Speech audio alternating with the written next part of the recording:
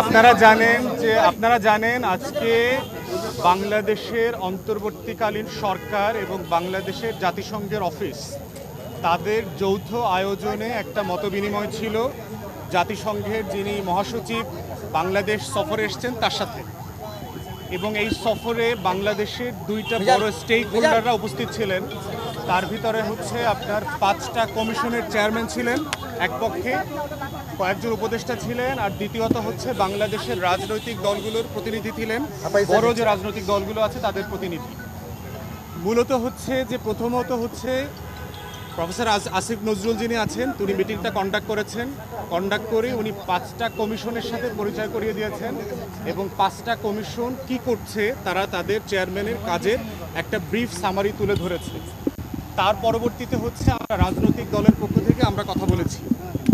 রাজনৈতিক দলের পক্ষ থেকে এবি পার্টির পক্ষ থেকে আমরা 2-3টা জিনিস বলেছি। একটা হচ্ছে জাতিসংঘকে আমরা ধন্যবাদ দিয়েছি যে গত 16 বছরের ফ্যাসিবাদী আমলের সময় বাংলাদেশের জাতিসংঘের অফিস তাদের যে আন্তর্জাতিক জেনেভা ভিত্তিক মানবাধিকার দপ্তর যেটা আছে তারা বারবার আমাদের জনগণের পক্ষে দাঁড়িয়েছে, মানবাধিকারের পক্ষে দাঁড়িয়েছে, গণতন্ত্রের পক্ষে দাঁড়িয়েছে, সেগুলোকে আমরা সেই কাজের জন্য ধন্যবাদ দিয়েছি। একই সাথে আমরা ধন্যবাদ দিয়েছি যে গত মাসে জাতিসংঘের মানবাধিকার দপ্তরের পক্ষ থেকে যে জুলাই আগস্ট গণহত্যার প্রতিবেদন দেওয়া হয়েছে 114 পৃষ্ঠার, সেটা প্রস্তুত করবার জন্য, এটা বাস্তবায়ন করবার জন্য কিছু সাহায্য দরকার, সেটা আমরা আমাদের পক্ষ থেকে বলেছি। প্রথম যেটা দরকার আমরা বলেছি সেটা হচ্ছে যে জাতিসংঘের 3টা প্রতিষ্ঠানে এখনও পতিত স্বৈরাচার শেখ পরিবারের 3 জন আত্মীয় কাজ করছে। আমি জাতিসংঘের মহাসচিবকে বলেছি জাতিসংঘ যেহেতু মানবাধিকারের বিচার চায়, ইনসাফ চায়, ইনসাফটা শুরু করতে হবে জাতিসংঘের নিজের অফিস থেকে।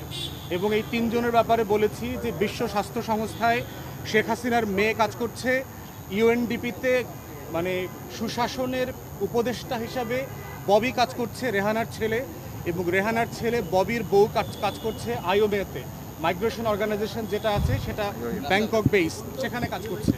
এবং যারা গত 15-16 বছর ধরে যেই পরিবারটা বাংলাদেশকে শোষণ করেছে, নির্যাতন করেছে, তাদের সদস্যরা যেই নেপোটিজম স্বজনপ্রীতির মাধ্যমে বাংলাদেশের অংশ হয়ে এই সব জায়গাতে কাজ পেয়েছে, আমরা বলেছি এই অ্যাপয়েন্টমেন্টগুলোকে রিভাইজ করবার জন্য।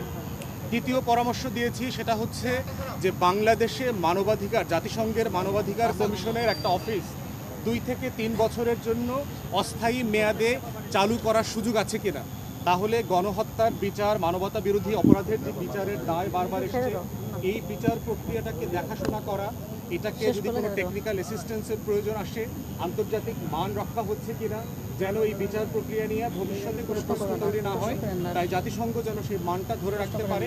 তাই আমরা বোধ করছি যে এরকম একটা অফিস 2-3 বছরের জন্য স্বল্প মেয়াদে প্রতিষ্ঠা করা যায় কিনা।